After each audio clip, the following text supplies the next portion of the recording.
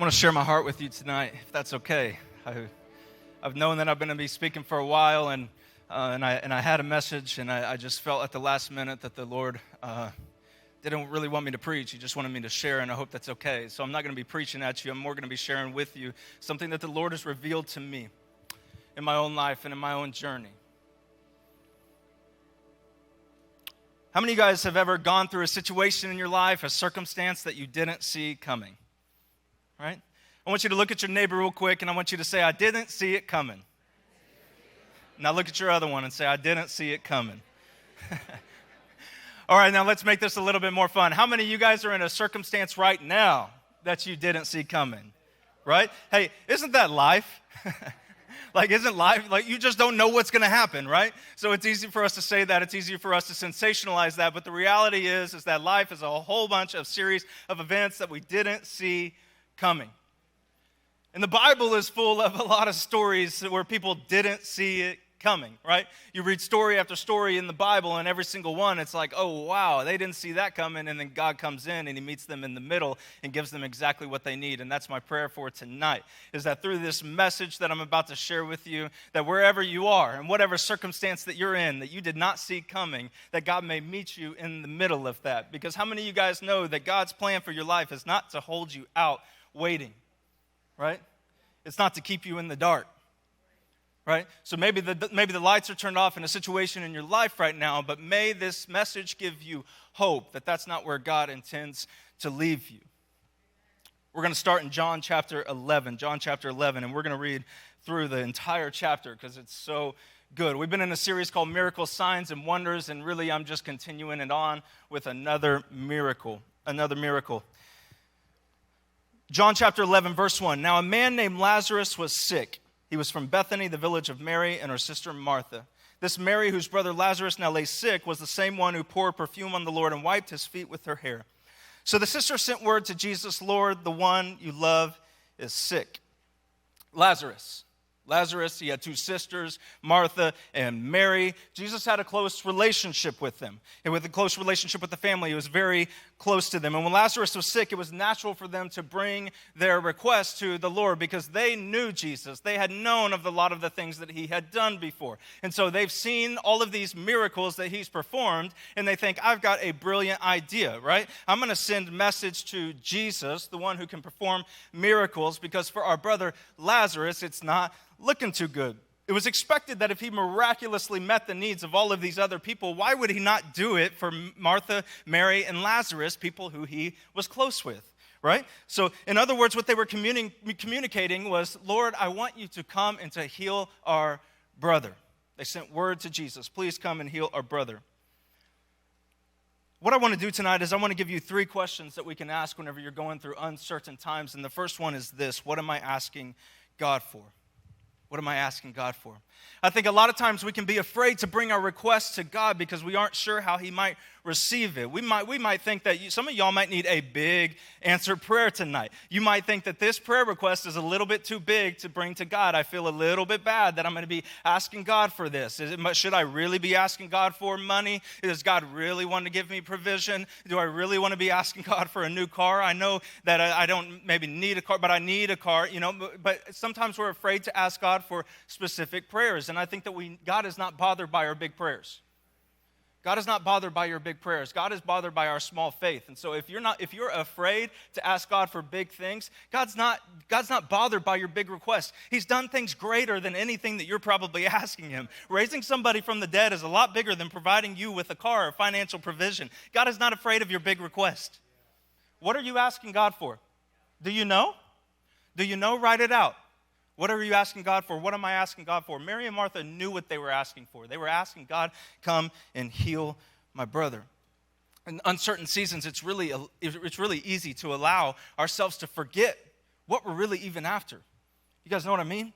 It's like we know what we want, but then all chaos hits. Right? And maybe it's like a health situation, right? And you know that you need healing, but all of a sudden this situation where you need healing has now caused financial issues. It's now caused, it layers, right? And then you have this compounded trauma, you have the compounded issues, and you forget what you were even after God for, right?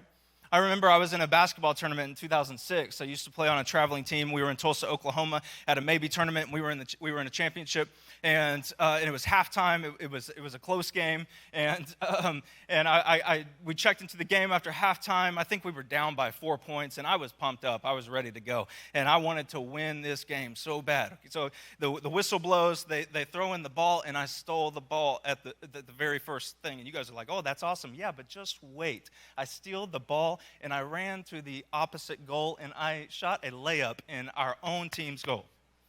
Our own team's goal, right? So I was so pumped up, and it was so chaos, and everybody was going nuts. I stole the ball. I ran as fast as I could. I did a layup. It went in, and everybody, my team is like, what? Guys, like, sometimes things can get so chaotic that we forget what the goal even is, right?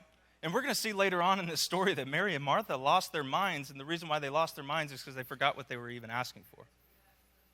Right? I forgot what I was doing in that. And what's funny is in the weeks that followed, all of our stands, like the people in the stands had, "Wrong way, Jordan," like on the signs. They would hold them up whenever I got the ball. It was horrible. It was horrible. Moral of the story, know which way you're going. They were asking, "Come and heal our brother." Now watch what Jesus did in verse 4. When they heard this, Jesus said, "The sickness will not end in death." That was his response. Jesus, the one you love, is sick. Lazarus is sick. And what does Jesus say? Jesus says, "Don't worry about it. It's not going to end in death." That's not what they were asking for. They were saying, "Jesus, come," right? But Jesus heard, and he didn't do anything. All that he did was he said, "The sickness will not end in death." He's sick, and he's not going to die. The next verse, it says, "It is for God's glory, so that God's Son may be glorified through it." Now, Jesus loved Martha and her sister and Lazarus. So when he heard that Lazarus was sick, he stayed where he was 2 more days. Let me go back to verse 5. These verses are connected. Do you see that? Now Jesus loved Martha and her sister and Lazarus. So because he loved Martha and her sister and Lazarus, he heard that Lazarus was sick, and he stayed where he was 2 more days. Isn't that interesting? He heard that he's sick, so he decides to stay where he was for 2 more days. John reminds us that Jesus did genuinely love these sisters and their brother. It was an important reminder showing that the testing of your faith is not a denial of God's love. The testing of your faith is not a denial of God's love. Just because Jesus was staying put didn't mean that he didn't love Lazarus. Right? Verse 5 says that he does love Martha and Mary and Lazarus. So just because Jesus delayed doesn't mean that he didn't love Lazarus. So some of you guys are in a big delay right now. You're in a big pocket right now. You're in a big wait right now. And you're wondering, does God even see me? And let me tell you, yes. Yes. His delay is not denial of his love for you. He loves you. He loves you. So they say, "Jesus, we want you to come and heal Lazarus." And Jesus says this sickness will not end in death. I do want to note that this isn't the only time that Jesus delayed. In John 2, when the wedding ran out of wine, Jesus said, "My time has not yet come." And he delayed turning the water into wine. In John 7, his brothers tell him to go into Judea, and he says the same thing. "My time has not yet come." He delayed. Jesus said, "Hey, I've got it. I'll take care of it." But he didn't move. You ever feel like Jesus did that to you? Right? Like he asked you to do something. You did it, or so you thought, and then you got there, and then Jesus wasn't where you went. Right? Isn't that interesting? I'll never forget, Bethany and my wife and I got married in 2015 in December. 2015 in December. One of our first things that we did, first trips that we took as a married couple, was I was a children's pastor at the time, and we were checking out a children's camp. And so we went to this children's camp in the mountains of Tennessee so that we could look at it. And you know what? I felt the Lord speak to me that night. I was on staff at a church in Tennessee, and it was really, I felt like it was a dream job. Like it was something I had always wanted to do. It was a large church, and it was like I had arrived, right? But I felt the Lord speak to me that night, and he said, I want you to pull out this thing from your hard drive in your computer. He wanted me to look at this personality test, and it was like God was revealing to me in that personality test that I was not who he was calling me to be. And so he spoke to me that night, and he said, I'm calling you to Dallas. I'm calling you to Dallas, Texas. You're going to pack up, you're going to move, and you're going to go to Dallas, and you're going to work on a farm. What? Like, no, I'm not kidding. Like, I'm not kidding because I was terrified to tell Bethany because Bethany was from Houston, had just moved to Nashville 2 months previous, and now I'm going to tell her, hey, in 3 more months, we're going to move again back to Texas, to Dallas. And I felt like God spoke to me to do that. But can I just tell you that the next 6 months of our life was absolute hell? It was horrible. It was like we every step that we took, it felt like, God, where are you? Every single step that we took, it felt like it was another reason for us not to go. And I could get into the details, but really the reality is we lost relationships, we lost money, we lost time, we lost so many things. And I'm not saying that to say, hey, look at the story. I'm saying that because I know you have the same stories. You feel like God's led you somewhere. You feel like God's led you to do something. You feel like God's told you to go somewhere. And it seems like every single step that you've taken has been a roadblock. And you're wondering, do I want to go over one more roadblock? Do I want to go one more step? Do I want to take one more step? And let me just encourage you that God is still with you. His delay is not a denial of his love. His delay is not a denial of his love. His delay is not a denial of his love. Like, where's God? He told you to go there and you got there and he's not there. You thought you heard God say to go there. Now you're there and you're looking around saying, maybe I didn't hear his voice. Maybe it wasn't Dallas. Maybe it was somewhere else, right? But maybe you did. Maybe you're exactly where God wants you. Can I tell you tonight that just because it doesn't look like you thought it should doesn't mean that God won't do what he said he would, right? Just because it doesn't look like you thought it should doesn't mean that God won't do what he said he would. What are you willing to wait for? What are you willing to go through? I grew up in Oklahoma.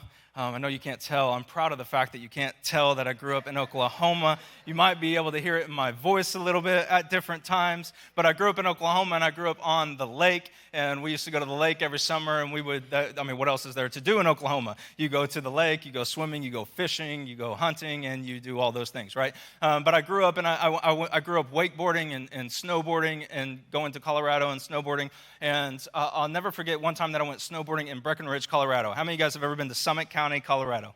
Anyone? It's beautiful. One of the most beautiful places in the world. I love it so much. But Breckenridge is the name of the mountain where we would go every single year. And I remember going down the mountain for the first time whenever I was high up. And I was with all my friends, and we were up at the Blacks and the Blues. How many of you guys go skiing? Anybody go skiing?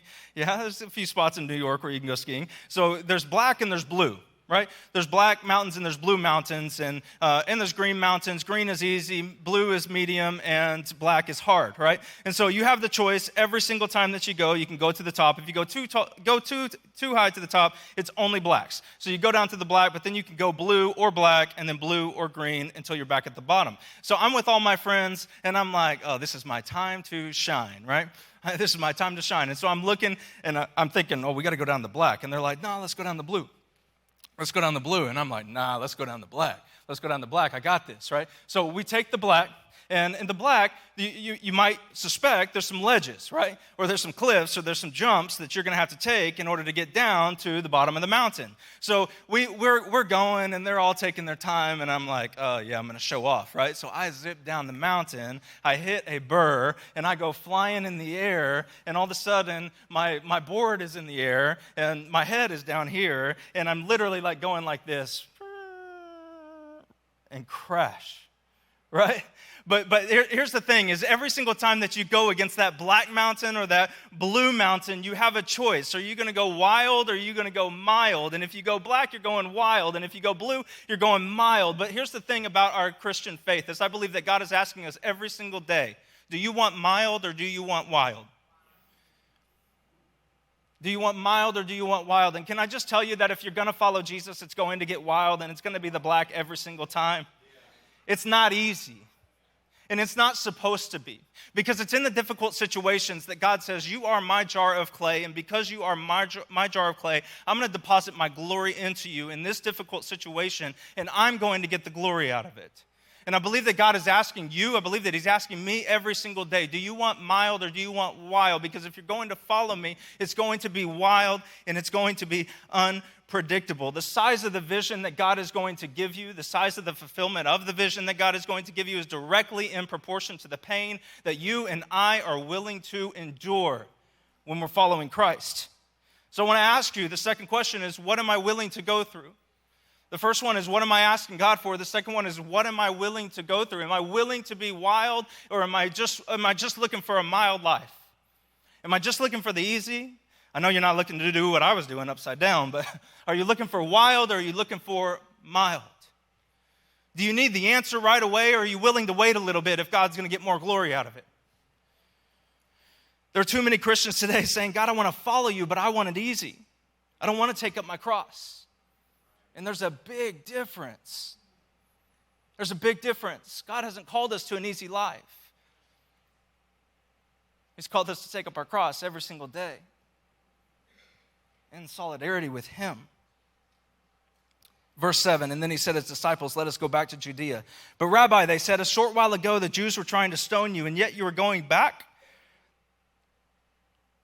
What the disciples were saying was, we don't want wild. We want mild. We want it easy. Jesus answered in verse 9, are there not 12 hours of daylight? Anyone who walks in the daytime will not stumble, for they see by this world's light. It is when a person walks at night that they stumble, for they have no light. After he said this, he went on to tell them, our friend Lazarus has fallen asleep, but I'm going there to wake him up. His disciples replied, Lord, if he sleeps, he will get better. Translation, we still want mild. Jesus had been speaking of his death, but his disciples thought he meant natural sleep. In verse 14, so he told them plainly, Lazarus is dead. And for your sake, I'm glad I was not there so that you may believe, but let us go to him. Maybe you're going through a hard time right now. Maybe you're going through a delay right now, not because Jesus wants to punish you, but maybe because he knows that you're willing to go through some wild stuff that in the end is going to help a whole lot of people. God's delay is not denial of his love. The delay of his timing is not denial of his love. Jesus says to the disciples, for your sake, I'm glad I wasn't there, so you might believe.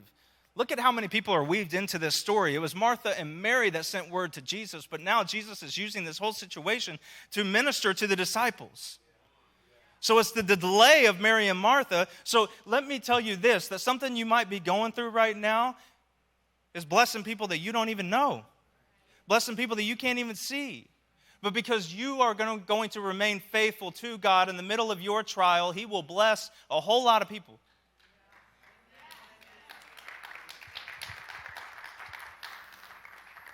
Sometimes God allows us to go through crazy things so we can see him more clearly and learn to depend on him only. In verse 15, Jesus became explicit. Lazarus died, and I am glad for your sake that I wasn't there. You're about to be given new grounds for believing. Now let's go to him. The disciples wanted the easy way out. Jesus wanted God to get the glory. Are you willing to take the wild way if God's going to get more glory? Are you willing to wait if God's going to get more glory? Some of you are in situations right now, and it seems as if God has turned off the lights out on your next move. But maybe God didn't turn out the lights so you would trip and fall, but maybe so that you would get on your knees and you would cry out and you would have to search for God and you would have to feel for God and you would have to find God as your comforter, your sustainer, your deliverer, your provider, your every single thing that you need. God does not call us to predict the path. He calls us to depend on his light. And the only way that you can learn to depend on him as your light is with the lights out. We have to learn to depend on him. Not on the deliverance, not on the answer prayer, not on the provision. We have to learn to depend on him and only him. In verse 17, when Jesus finally got there, he found Lazarus already 4 days dead.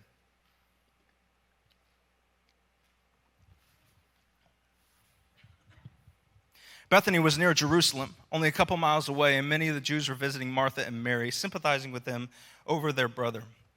Martha heard Jesus was coming and went out to meet him. Mary remained in the house. Jesus waited 4 days because he knew the Jewish superstition of that day that a soul stayed near the body of the grave for 3 days. hoping to return to the body. So they would stay around the dead, and they would hope that the soul was going to go back into the body. Therefore, it was accepted that after 4 days, there was absolutely no hope for resurrection. That's why Jesus waited 4 days. So let me tell you this, that there's a reason why he hasn't answered your prayer yet. There's a reason why it hasn't happened yet. And it's not because God's punishing you. That's not how God operates. Martha said, Master, if you had been here, my brother wouldn't have died. Even now, I know that whatever you ask God, he will give you.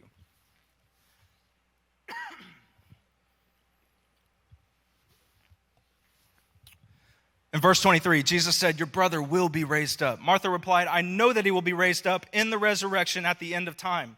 Translation, Martha is saying, if you had been here, this wouldn't have happened. If you would have done the hard job, this wouldn't have happened. Why couldn't you give me the easy? Why did you make me take the black? Why couldn't I take the blue? If you had just been here, this wouldn't have happened. Jesus replies, you don't have to wait for the end. I am, right now, resurrection and life. The one who believes in me, even though he or she dies, will live. And everyone who lives believing me does not ultimately die at all. Do you believe this?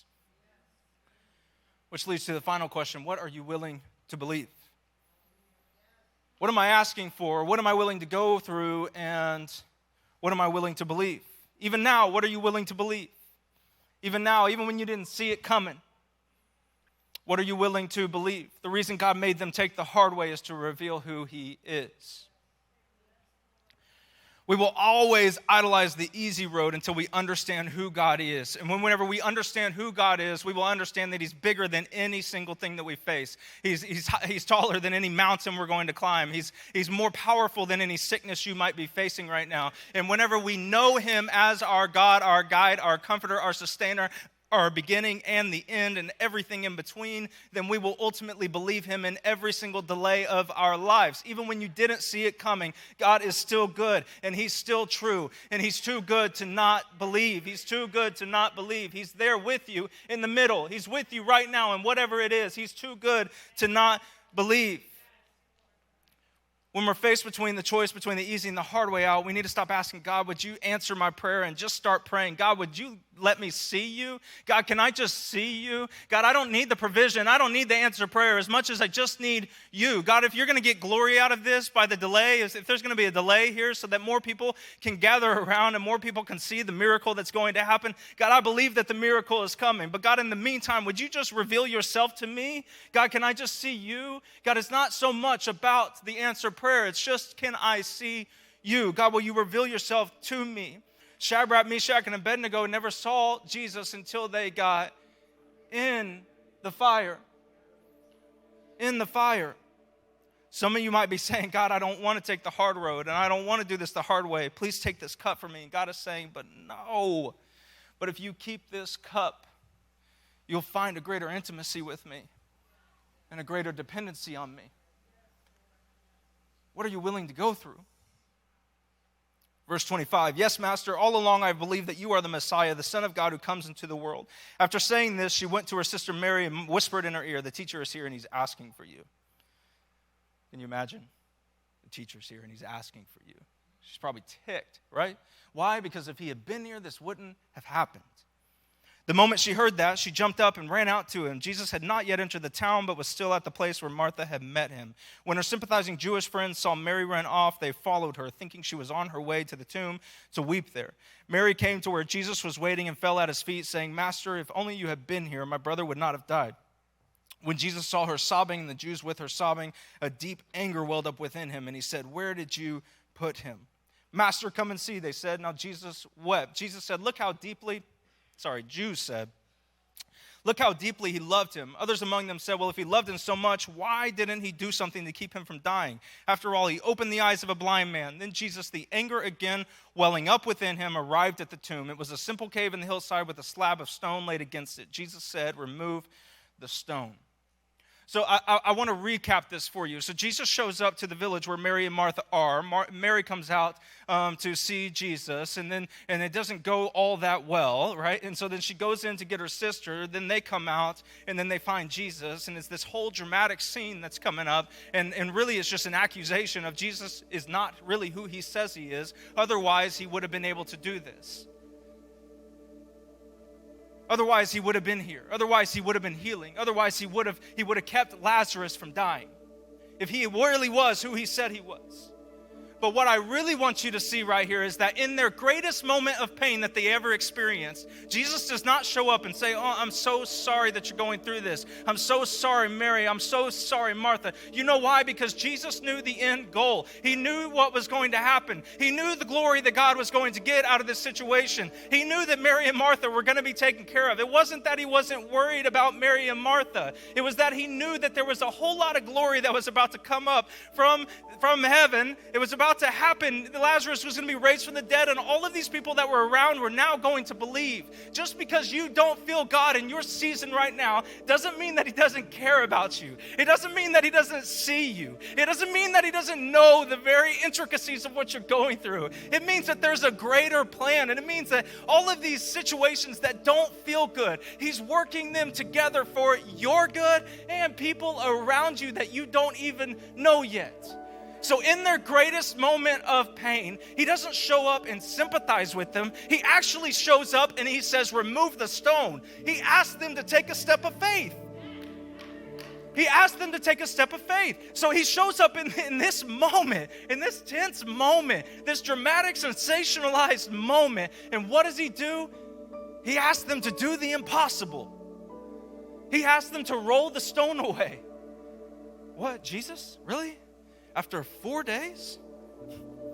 Lazarus is dead. Like, he's gone. Like, Jesus, no. Like, Jesus, we don't want you to look bad. Like, all these people are around here watching. All these people around here watching. Martha is saying, God, I just wanted you to do the hard. I wanted the easy. Now you want me to roll the stone away? The sister of the dead man, Martha, said, Master, by this time there's a stench. He's been dead 4 days. Verse 40, Jesus looked her in the eye. He looked her in the eye.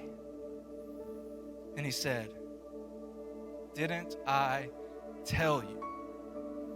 If you would just believe, you would see the glory of God. Didn't I tell you? If you would just believe, you would see the glory of God. Didn't I tell you that if you would just believe, you would see the glory of God? What are you willing to believe? What are you willing to believe? What are you wanting to believe? Do you want to believe that he's good? Do you want to believe that he is faithful? Do you want to believe that he will provide? If you would just believe, you will see the glory of God in his timing, not our timing.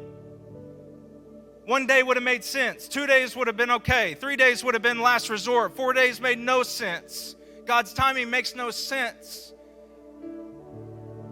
What are you willing to believe in the middle of whatever you're going through, in the middle of your I didn't see it coming? What are you willing to believe? Did I not tell you that you would get the healing that you're asking for? Did I not tell you that all of your needs would be provided for? Did I not tell you that I would be with you?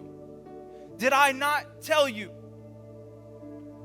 In Jeremiah 29:11, he promised you that he had a good plan for you. In Deuteronomy 31, he promised you he would never leave you nor forsake you. In Matthew 11, he promised you that he would give you rest. In Philippians 4, he promised you that he would supply all of your needs according to not your circumstances, but his riches and his glory. In Isaiah 40, he promised you that he would renew your strength. Did he not tell you?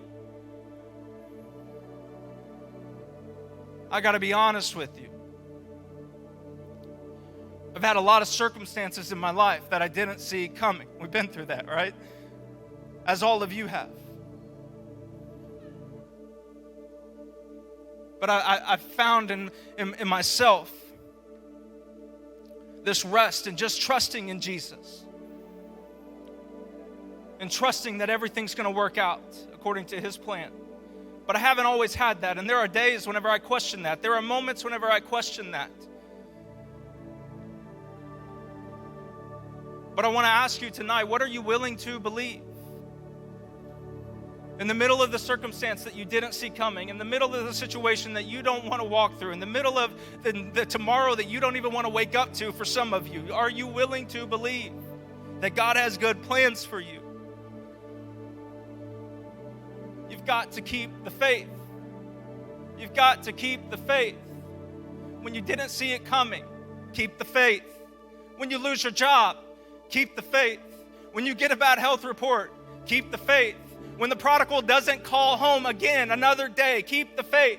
Whenever your spouse says, I'm done with this marriage, keep the faith. Whenever nothing is working out, keep the faith. When your boss makes you think you're going to lose your job, keep the faith. Keep the faith. You've got to be willing to believe God's delay is not a denial of his love. The delay of God's timing is not a denial of his love.